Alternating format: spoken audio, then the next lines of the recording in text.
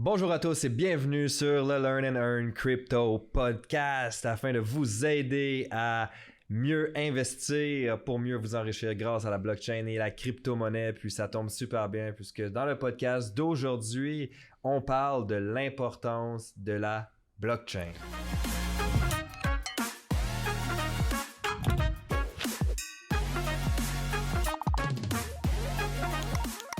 Voilà. Alors, super content d'être avec toi aujourd'hui. Comme toujours.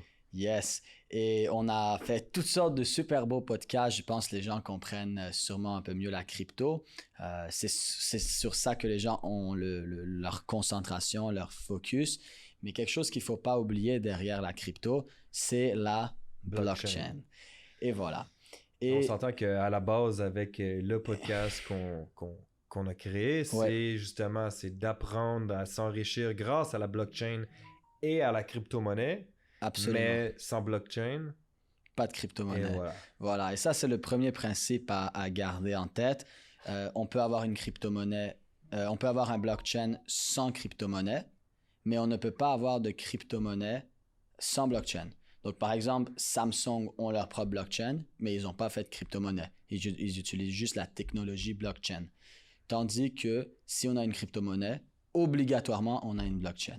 Donc ça, c'est une grosse différence à faire. Blockchain n'est pas égal à crypto-monnaie. On peut avoir une blockchain sans crypto, mais crypto-monnaie est égal à blockchain. Donc, on doit parler de blockchain.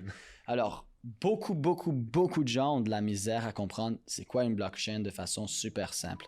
La première chose qu'il faut faire, c'est comprendre où on est présentement.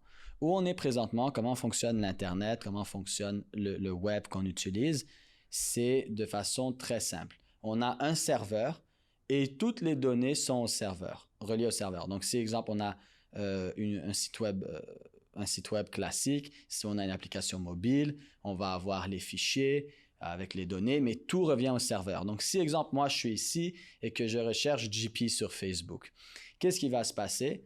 Le moteur de recherche, la page avant, qu'on appelle le front page, la page avant que je vois, je vais écrire JP. Mais là, la recherche va devoir aller vers le serveur, filtrer dans le serveur, sûrement passer vers la base de données, le fichier, traiter la demande, le renvoyer vers le serveur qui va le renvoyer vers la front page où là, je vais voir que tu apparais. Là, la plupart des gens vont me dire « Mais Sam, ça prend 1 seconde, même pas. » Absolument, mais c'est trop long. Et la limite qu'on peut faire avec un serveur, c'est énorme, c'est très limité. C'est comme présentement, quand on parle que on doit passer par un notaire, on doit passer par une banque, et tout ce temps-ci, on a parlé d'enlever ça. Et justement, la blockchain, c'est un peu le même principe, mais avec l'Internet. Donc, qu'est-ce que ça veut dire? Ça veut dire que, disons que là, mon application mobile veut parler au fichier, pas besoin de passer par un serveur. J'efface le serveur. En gros, c'est quoi la blockchain? C'est un langage entre ordinateurs. Donc là, déjà là, tout le monde devrait avoir une petite ampoule qui s'ouvre là. On parle français, on parle anglais, on parle espagnol, on parle toutes sortes de langues. C'est comme ça que l'être humain peut communiquer. L'ordinateur n'a jamais eu de vraie façon de communiquer. Le blockchain, c'est quoi? C'est le langage des ordinateurs. Alors aujourd'hui, sur ce podcast, on vous apprend quoi? Que maintenant, les ordinateurs sont capables de communiquer comme nous, on communique. C'est ce qui va nous amener vers de l'intelligence artificielle. Et ça, déjà, quand on comprend ça, ça change tout. Parce qu'il y a beaucoup de gens qui disent « Ah oui, mais Bitcoin, c'est une monnaie virtuelle basée sur rien, ou ci, ou ça. » C'est parce que les gens n'ont pas l'éducation nécessaire. Ouais, puis les gens ne comprennent pas, justement, comme tu dis, tout ce qui est en arrière de Bitcoin. Exactement. Les gens voient que les gens croient que c'est simplement quelque chose que tu achètes comme ça, puis qu'il n'y a rien de fondé en arrière. Exactement. Un peu comme une action. Hein? Il y a des gens qui achètent des actions, puis ils savent même pas le processus en arrière. Ils savent même pas nécessairement c'est quoi. C'est juste comme, il arrive telle nouvelle, telle action risque de monter, je l'achète. Mais encore une fois, avant d'investir dans un marché, c'est toujours de comprendre le pourquoi du comment en arrière de tout ça, le fonctionnement. Puis ben, la blockchain, ça reste le fondement initial de comment est-ce que la crypto-monnaie fonctionne. Exactement.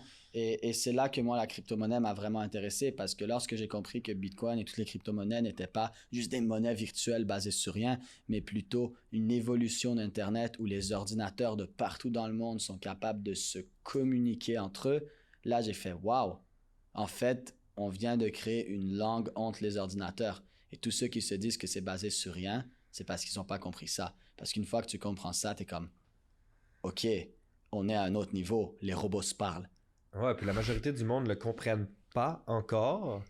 C'est ce qui fait qu'on est encore tôt dans l'univers de la crypto-monnaie. Exactement. Comme en l'an 2000, quand on croyait qu'il allait avoir le bug de l'Internet, plutôt quand l'Internet venait tout juste d'arriver, puis on était tôt dans le niveau de l'Internet, et maintenant on est tôt dans le niveau de tout ce qui a trait à la crypto-monnaie. Exactement, et c'est ça qui est fou. Et ensuite, un blockchain, maintenant qu'on a compris que tout se communique, mais c'est quoi blockchain? Blockchain, c'est des blocs de données en chaîne qui communiquent entre eux de tous les côtés. C'est simplement une chaîne de blocs. Exactement. Une chaîne de blocs de données. Et la force de ça, prenons un exemple. Disons que moi, je crée du yaourt et toi, tu es un producteur de lait. Alors moi, pour faire mon yaourt, j'ai besoin de passer par le lait. Et on va dire qu'on a 2 autres étapes au milieu. Comment ça se passe? C'est que bon, toi, tu fais ton lait, tu envoies le lait et puis celui qui est au milieu, il rajoute du sucre. Et moi, je reçois le lait avec l'ajout de sucre. Et puis peut-être une autre étape avec de la crème. Bon, je fais du yogourt. Disons que l'autre, c'est lui qui transporte. C'est ça, c'est lui qui transporte. Moi, je ne suis pas un pro du yaourt. Alors, il y a celui qui transporte, celui qui a mis du sucre, OK? Et là, celui qui a mis du sucre, bon, il ajoute, la personne le transporte ici. Moi, je reçois mon yaourt.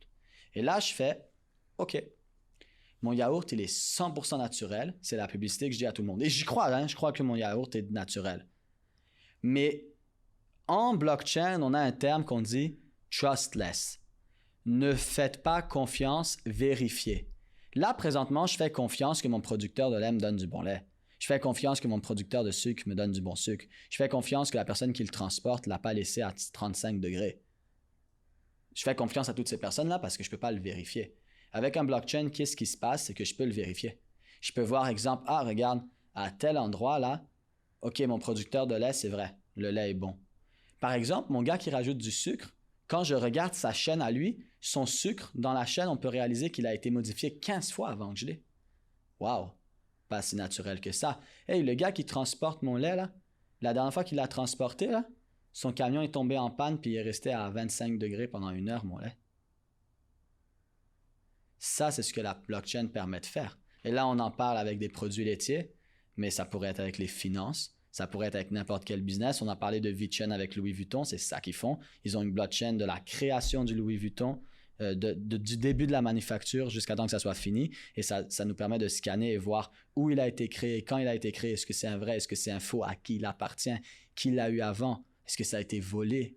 Imaginez des choses comme ça pour des objets de luxe. Même chose pour les business. Disons que nous deux, on est en affaires, puis moi, là, ben, je suis un voleur. Puis à chaque fois, tu me dis, Sam, tiens, va payer le comptable, tu me donnes l'argent, puis je suis ton partenaire d'affaires, mais l'argent, je le garde dans mes poches. Puis après quelques mois ou quelques années, le comptable disait, tu me dois tant. C'est qui ment? C'est moi ou c'est le comptable? Tu ne sais pas, tu dois me faire confiance à moi ou au comptable. Sauf que si c'est dans la blockchain, parce que tu as payé à travers ça, tu peux facilement comme ouvrir une page comme si tu ouvrais une page YouTube ou Google et voir, hey Sam, tu l'as jamais payé. Oui, c'est pas vrai, regarde, tu t'es fait payer. Mais c'est que chaque transaction est traçable. Chaque transaction est traçable et c'est absolument pas impossible à effacer. Et c'est ça la force d'un blockchain, que ce soit pour les finances, pour les business, dans de l'alimentation, dans n'importe quoi. Tout peut être vérifié, tout est plus rapide, tout est plus efficace et tout peut être vérifié. Et ça rend ça beaucoup, beaucoup plus utile. Et peut-être que tu as déjà joué, tu sais, quand on était jeune au téléphone brisé, tu sais, tu dis un mot genre... ouais, le mot se déforme. Ouais, exemple, j'ai une banane jaune. Et puis là, tu passes le mot, puis après 10 personnes, le dernier, il dit j'ai une pomme bleue. Puis t'es comme, hein, mais comment t'es arrivé à pomme bleue? Mais c'est ça présentement qui se passe avec nos finances, avec les business et avec tout. Tandis que la blockchain, on pourrait voir telle personne a changé tel mot à tel endroit, telle personne ici, telle personne ça, et on pourrait voir tout ce qui s'est passé. Et le plus fort que tout ça, c'est que ça se rendrait jamais au bout. Parce que dès qu'il y aurait une erreur, la blockchain serait comme, quelque chose qui marche pas ici. Alors, les gens qui se demandent encore quelle est la force de la blockchain et des crypto-monnaies et pourquoi c'est si incroyable, mais c'est pour toutes ces raisons-là. Et c'est pour ça que toutes les entreprises vont l'utiliser. C'est pour ça que Samsung ont leur blockchain. C'est pour ça que Coca-Cola sont en train de créer leur blockchain. Imaginez Coca-Cola avec tout le transport partout dans le monde et tout. C'est pour ça que les gouvernements sont en train de Ça, c'est une autre s'impliquer histoire. dans la blockchain aussi. Ça, c'est une autre histoire. Une Mais autre c'est pour histoire, ça que ouais. les gouvernements s'impliquent dans la blockchain. C'est pour ça que Apple crée leur blockchain. Alors, investir dans les blockchains, c'est investir dans l'Internet 2.0. C'est investir dans le futur. Et il y a juste le futur qui est vraiment payant. Ouais. Voilà un petit peu mon explication sur la blockchain de Ouais, façon simplifiée. si ça peut faire comprendre à certaines personnes que c'est quand même sécuritaire, puis que s'il Oui. y a quelque chose qui est non sécuritaire, ben, généralement, c'est que ça vient de vous, tout simplement. Exactement, c'est extrêmement sécuritaire. Si vous utilisez l'Internet tous les jours et que vous n'avez pas peur, vous n'avez aucune raison d'avoir peur du blockchain, c'est l'évolution. Okay? Tout simplement. C'est Comme l'évolution. on a dit, c'est traçable par des adresses, comme Exact. on avait expliqué dans des podcasts précédents. Je t'envoie du Bitcoin, mais mon adresse envoie à ton adresse. Donc, ça reste que c'est pas nécessairement JP qui envoie à Samuel, mais c'est l'adresse Voilà. on va dire de 16, c'est plus que ça, mais on va dire 16 chiffres et lettres, envoie à ton adresse composée de 16 chiffres et lettres. Donc, Exact. ça reste que c'est pas anonyme, c'est pseudonyme, mais traçable. Exact. Puis Exact. comme que tu expliquais, c'est que ça reste toujours dans... les données sont toujours conservées, ne peuvent pas être effacées. Exact. Donc, il y a quand même un aspect évolutif dans tout ça. Ouais. Et c'est la meilleure chose qui existe, que ça soit pour les banques, les business, les gouvernements, peu importe ce qu'on entend sur les réseaux sociaux, même s'ils disent que c'est pas intéressant. Ça, c'est comme j'ai dit à d'autres reprises. C'est comme si moi, je dis à mon petit frère, le gâteau, il est vraiment pas bon, touche-le pas, mais quand il va se coucher, c'est moi qui le mange. C'est la même chose. Ils disent ça, mais d'un autre côté, c'est faux. C'est la meilleure chose du monde. Et on comprend très bien pourquoi maintenant.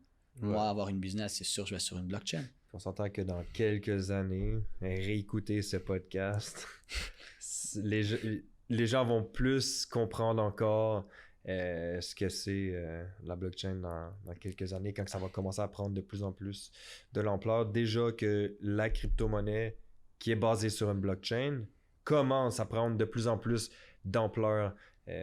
Actuellement, les pays commencent à s'impliquer de plus en plus dans la crypto-monnaie Yes. et tout. Donc, Absolument. sans crypto-monnaie, sans blockchain, pas de crypto-monnaie. Donc, Exact. si les pays commencent à s'impliquer de plus en plus dans la crypto-monnaie, ben, automatiquement, les pays commencent à s'impliquer de plus en plus dans la blockchain. Exact. Puis, sans même s'impliquer dans la crypto-monnaie, les pays s'impliquent dans la blockchain d'une façon ou d'une autre. Yes, et voilà. Tout simplement. Donc, je crois que ça conclut le podcast d'aujourd'hui. Yes, absolument. Donc, sur ce, ben, n'hésitez pas à nous suivre. Les liens sont dans la description de ce podcast. Puis, on se dit au prochain podcast. Absolument. À bientôt. À bientôt. Ciao.